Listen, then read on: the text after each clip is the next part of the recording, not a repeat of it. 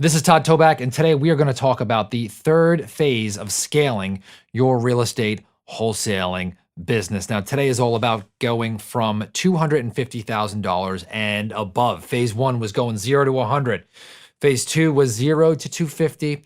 Phase three is $250,000 plus. And really, I'll talk about this as really 250 to about $1 million. Okay, that's phase three. I'll do phase four on another day. But hopefully by now you've scratched and clawed your way to your first deal, right? You made the phone calls, you followed up, you got past your fears, you got proof of concept. You decided that you were going to go for $35,000 and above. I hope, thank God, because if you do, life will be so much easier. Your bank account will thank you. You've got consistent marketing. You have a marketing calendar, like we talked about in phase one and phase two. In phase two, now you've hired a great virtual assistant who's taken off all of your marketing tasks, administrative tasks off your plate, right? If you want a list of all the tasks that a VA can do, go to nolimitsrealestateinvesting.com/VA list, and you could download a list of all the tasks a VA can do. By the way, you can do this in phase two, of course. Hopefully you've hired a bookkeeper in phase two. You're working on your sales and negotiation. You're being around people who are making $100,000 plus. This is already what you're doing before we jump into phase three, and you're reinvesting 15% of your marketing. Now, if this all sounds a little vague, right, or foreign, go to the first two episodes in this series, phase one and phase two, and that's where I talk about this. By the way, before I jump into phase three, if you have not been to nextlevelwholesaling.com, go ahead and take the wholesaling assessment. It's going to rank you in the 4 core areas of your wholesaling business. That's marketing, acquisition, disposition, and accounting. Okay. And man, once you take this, it's going to actually score you, and it's going to tell you where you're at. And it's actually going to be able to, it's going to direct you on the very next thing that you need to do to take your wholesaling business to that next level. So go to nextlevelwholesaling.com and download the assessment today. So let's talk about getting to 250 plus, right? You're making the money. You're probably working pretty hard now. And now it's time to take this to the next level. So I've talked about the marketing schedule, the VA. The key difference here now between the 250 earner and below versus above is now you need to start talking to more motivated sellers. Your time is now starting to get, thinner. At this point, you're probably talking to a lot of unmotivated people, and you are looking for the motivated people. And so if you are making the calls and negotiating yourself, probably 80 to 90% of your time is you're talking to unmotivated sellers who aren't interested in selling. And now we got to change that. Okay, you're going to have to start to get to the higher level activities. And you do that by only talking to people who have an interest in selling. Very important. So you do that by only talking to people who have an interest in selling. Now, this next hire that you need to make is a lead manager. A lead manager is someone who is going to screen your leads. And when they talk to somebody who needs to be screened, that person says, hey, you know what? I want to sell. And I have some kind of problem brewing or some kind of motivation brewing, and I would like you to help me. Maybe, if we could come to terms on price or terms. And so if you squeeze all that out, right, if you're only talking to those people and you've got a lead manager who's working 40 hours a week for you, right? Right now, you're probably working, let's say you're doing this full time. Your lead manager is right now going to take 80 to 90% of this work off of your plate. And now you could take that 10% that you spent talking to motivated sellers and take that now to like 80 to 90% of your time.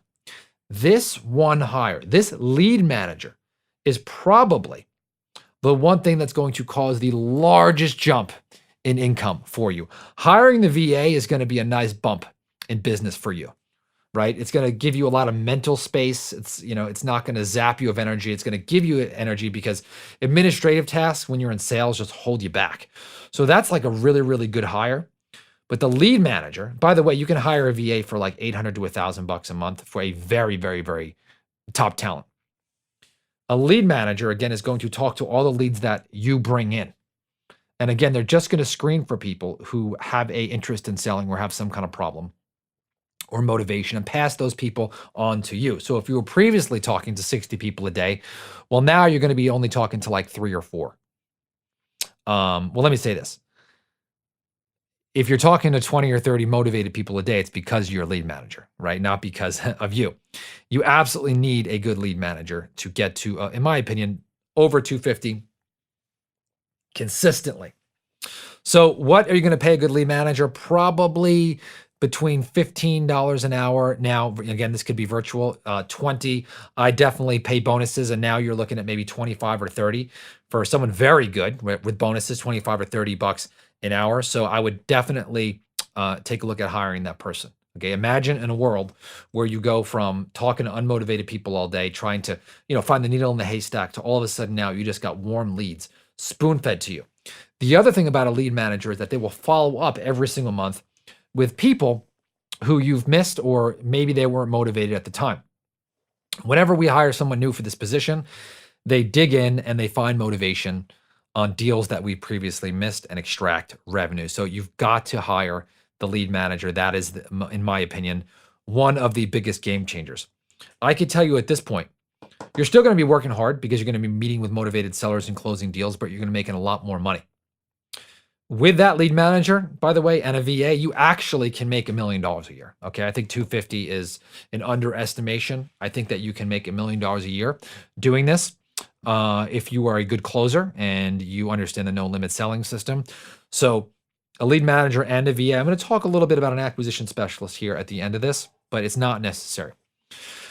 You should have a bookkeeper. I'll talk about this. You also should add a second marketing channel if you are cold calling to get above 250. Now, you maybe should think about adding internet leads or direct mail. Do one of those at a time. Get it working, refine it, right? And don't add a third until you got that second one performing. You should still be making $35,000 a deal. Do not do smaller deals just in the sake of doing it. You're like, oh, we're scaling. No, keep them high. At this point, you should start taking a look at your time. So you're not making trips to the title or the escrow company. You're handling a lot of this over the phone to save your time. You're getting wires instead of going there to pick up checks. That's really, really important. You now are quitting all other businesses or non-real estate related activities. So if you have a job and you're still at it, now might be the time to think about quitting. I know a lot of people hold on to their job too long, and it really, really holds them back. So once you quit, boom, you are going to have a lot of time on your hands. You also may, ready for this? This is going to be a little unpopular, but you may have also entered into a bad partnership with somebody. Maybe you were unsure.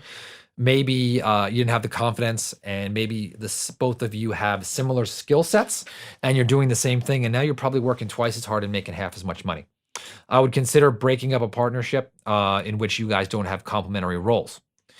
If you do have complementary roles and you can make the partnership work, make sure you readjust your partnership in terms of a percentage on who's bringing what to the table. So if you are a total rock star and you have someone who's not, I could tell you want to address this early on in the partnership. There's nothing wrong with them as long as you guys are complementary, bringing different things to the table. If you guys are true 50-50, and they're bringing the same amount to the table, but it's different things, I'm okay with that. If all of a sudden, and I could do a whole podcast just on partnerships, but if you find someone is really good maybe at building teams and follow through and tasks and making sure stuff gets done, and they could hire and manage people, and you are like this crazy visionary who's got a lot of ideas and can move fast, maybe you guys are a good match. But if you feel like you are kind of dragging someone along for the ride, now would be the time to end this partnership. Trust me, have the conversation. Earlier, the better. Okay, very, very, very important is end that partnership early. Next thing I'm going to talk about this is you don't have to do this to get to $1 million, but you can. When you want to start buying your time back, it's probably time to hire an acquisition specialist. An acquisition specialist is someone who will meet with the seller and lock up the contracts for you. So the deals would come in, the leads would come in, you'd have your lead manager get the lead, Then that would pass that lead over to your acquisition manager who met with a motivated seller, who got the deal under contract, and then sent it to your broker to sell it for you, right? Your virtual assistant can then help out with the paperwork. And guess what? Boom. Now you're making more than $250,000. You do not have to have an acquisition manager to get to $1 million. You're going to be working really, really, really hard if you don't. Okay. But you don't need one. If you want to buy back some of your time, which I am a big fan of, then hire an acquisition specialist. And I've done other episodes on how to hire an acquisition specialist. I think maybe I'll do a phase 4 on another day, but not part of this 4-part series. Okay. I will summarize here. Number 1 is make sure you're on a marketing schedule like you are in phase 2. Make sure you hire a good VA. Number 3, this is the big part of 3, is you need a lead manager. Someone handling your leads and passing on only the warm and hot leads to you and doing the follow-up. You do need a bookkeeper like in phase 2. You should add a second marketing channel. Once your first one's performing regularly, you want to be making $35,000 a deal. You are not making stupid trips to title and escrow and run around town. You are very, very focused on your time. You're quitting all non-real estate related activities, right? You probably quit your job, hopefully. You're not dabbling in any other businesses or distractions. You are ending bad partnerships. Believe me, everybody will be better off. And lastly, if you really want to push past that 250 plus, get to over $1 million or buy back some of your time, that's when you hire an acquisition specialist. If you want to know the next move on how to scale through these 3 phases, go to nextlevelwholesaling.com. Take the assessment. It'll let you know exactly where you're at in the 4 core areas of your business, and it'll spit out a score, and it'll be abundantly clear on what you need to do next to get to that next phase. Talk to you soon.